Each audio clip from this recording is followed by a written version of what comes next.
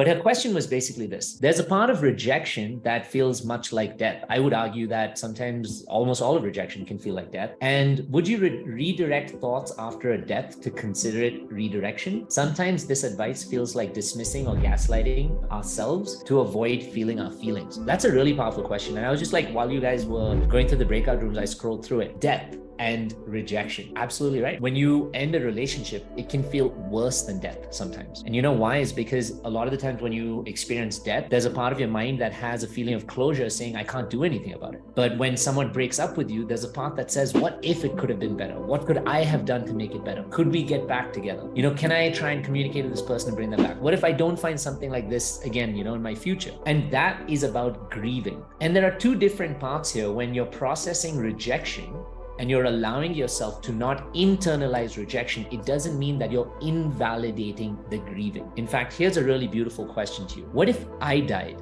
tomorrow? How many of you would really go crazy about it?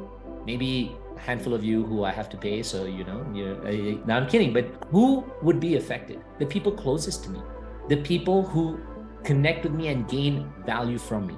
Now let's take it a step further. Amongst those, who would be the most hurt? So much so that their lives would go out of whack by my death, by the rejection of my non-existence. Would it just be the ones who are close to me or the ones who are really attached to me? Think about it. And so whenever it comes to grieving anything, a relationship, grieving a death, grieving the loss of anything in your life, the more your attachment to anything, the more the loss of it will hurt you. And for most of us, you know what's so fucked up? And I want to be really honest with you guys about this.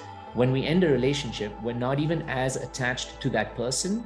We're more attached to the memories and the experiences we had, and we're more attached to the future we could have had. And when we lose both of those things, that individual just represents all of those things. And so with that loss of the person, we think is the loss of all of the joy and the experiences that we've had, which are our memories, and they'll always be there. But we think it's also the loss of a loving, hopeful future, which is not true. It's only our wounds that make that true.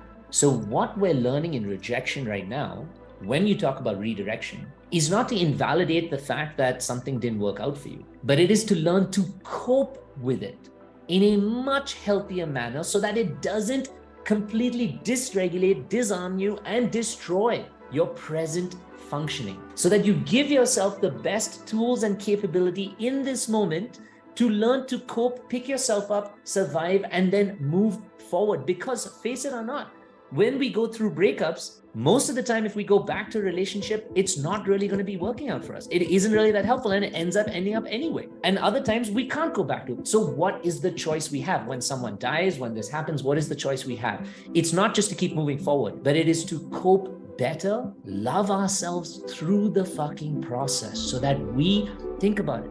When we are living with a dysregulated life, with a substandard life, when we're not giving ourselves enough in that moment and we're maybe hurt all the time, we're wounded, we can't get up and go to work, are we giving ourselves our best life? No. Are we honoring the person, the relationship, or the life that we've lost? Definitely not.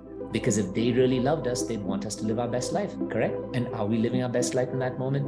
No, because we're allowing the trauma and the internalization of the trauma to dysregulate us and handicap our lives. And I really enjoy this question because everything that we go through, every experience we have is so individual because it's based on all of the experiences and the stories we've had before, leading up to that moment of how we fall in love, how we attach, what we're looking for that other partner, the future we design. And as I've gone through my own healing journey, I just wanted to offer this to you guys. The most admirable people I've met in my life are not the ones who don't have good relationships, but the ones who, when their relationships end, don't destroy themselves. They are the ones who learn how to cope with it healthy enough to recognize I am still fucking alive, which means I still have the capability to live a good life. Yes, I will miss that person, but I don't have to let my missing that person handicap my life currently or destroy it.